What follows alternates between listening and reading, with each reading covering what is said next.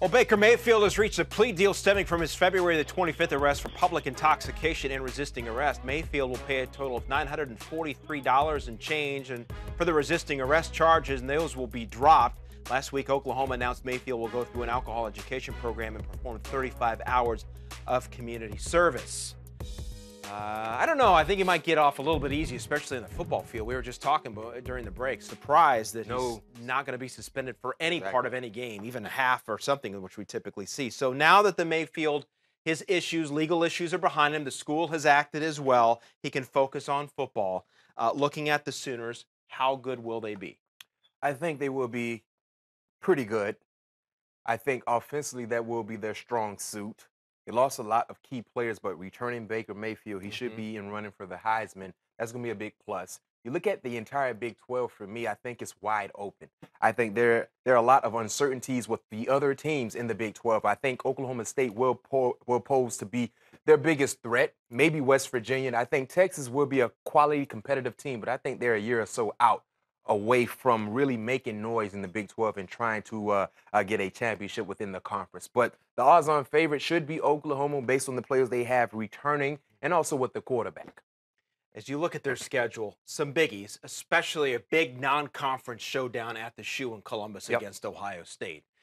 As you look at that schedule, I mean, that obviously jumps out as the first potential trip up. It's not to say they lose, they won't make the playoff. We've seen one-loss teams get there. Exactly. So there's a long way yet to go. Yeah, and I think that first ball game there in Columbus is a tricky ball game for both teams.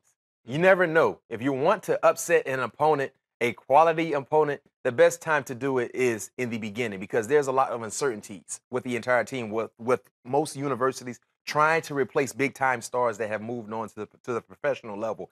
And outside of that OSU ball game, I look at Oklahoma State and also look at West Virginia in November.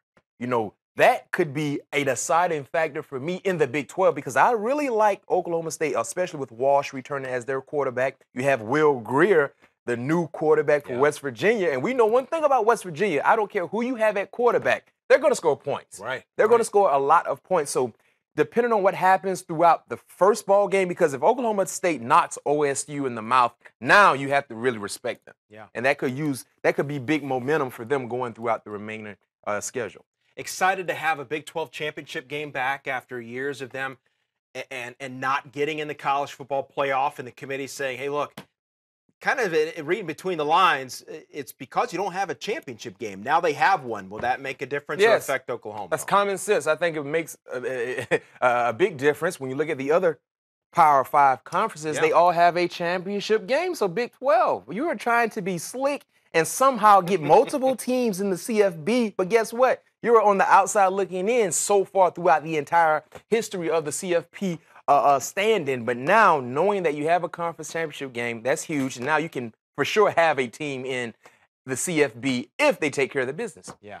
Should be interesting fall this year with Baker Mayfield at quarterback. Now all of his legal stuff is aside.